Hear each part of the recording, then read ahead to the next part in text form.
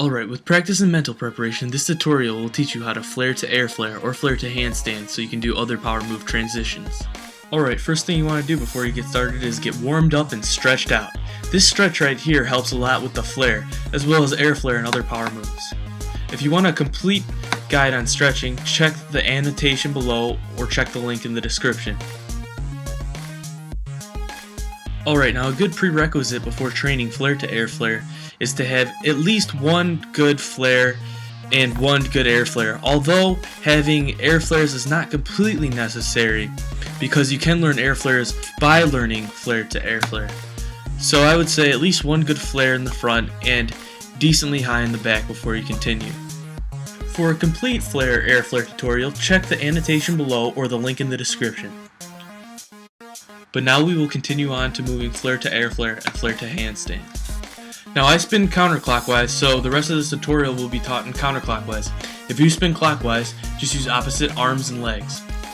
Now to generate enough force to flare to air flare, we're going to have to focus on keeping our arms very tight, our abs very tight, controlled, and kicking extra hard.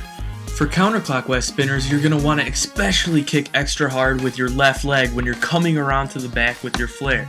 And you want to take your right leg and you want to kick it in while bringing your left arm over. For clockwise spinners, just use the opposite arms and legs that I just explained. Alright, let's take a look at the first initial steps and I'll point out a few things that can really help you get to flare to air flare from flare to handstand. So looking at that clip again in slow motion, you'll notice that my left hand isn't going down in the same spot it initially started in. Rather, it's coming back a little bit more, allowing my lower body to come up higher in the back as I have more time to contract my abs. So take a look at my left hand. Notice how it starts more in the front, and then as I go around to the back, it's more in the rear. Notice how this allows my lower body more time to get higher in the back so I can continue to air flare or handstand. So lean towards your right arm just a tad longer to let your left arm go back. If you don't give your left hand enough time to go back further, it might not let your lower body get high enough.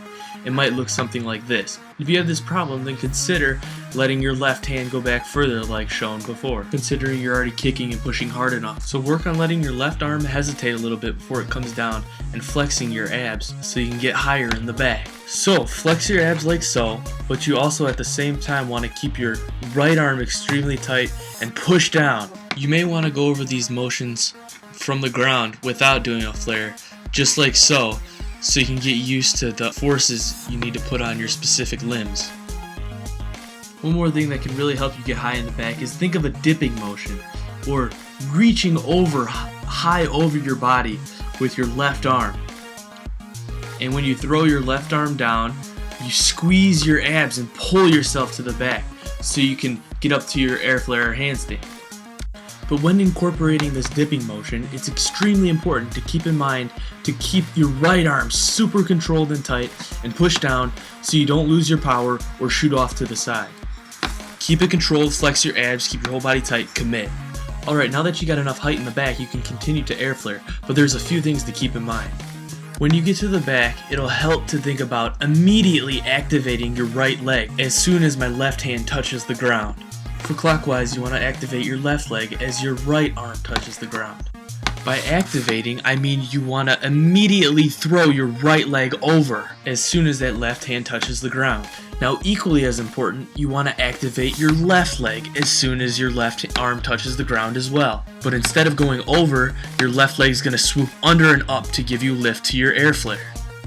So altogether, right when my left arm touches the ground, I activate both legs, swooping with my left and kicking over with my right to get me into an air flare successfully.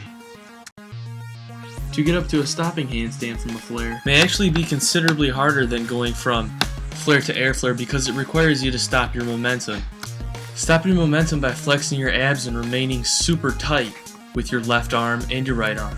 But for those wanting to continue to a 90, same applies as the air flare. You want to activate your legs immediately when your left hand touches the ground, or right hand for those going clockwise. So flare to handstand, all the same notions apply. You want to kick up extra hard and kick in extra hard, letting your left hand go back so you can get up higher, flexing your abs to bring yourself up, but you want to stop your momentum with your left arm, which might be a little bit harder for some. Now some people may have a problem with their right leg touching the ground as they're trying to go to an Airflare or a handstand. If this doesn't bother you, then it's okay, you can continue doing this. But if you want to get rid of it, I suggest trying to get rid of it early on so it doesn't get stuck in your muscle memory. To clear the right leg from the ground is simple. You basically just need more power and energy, and you need to focus more on keeping your arms and abs tight and squeezing your abs as you go to the back. Think of it like this: you want to kick with your legs as hard as you can, pulling your body away from itself, but at the same time you want to squeeze with your abs as hard as you can and keeping your arms as tight as you possibly can, bringing your body back into itself, creating that force that'll get you high in the back and give you enough energy to go into an Airflare.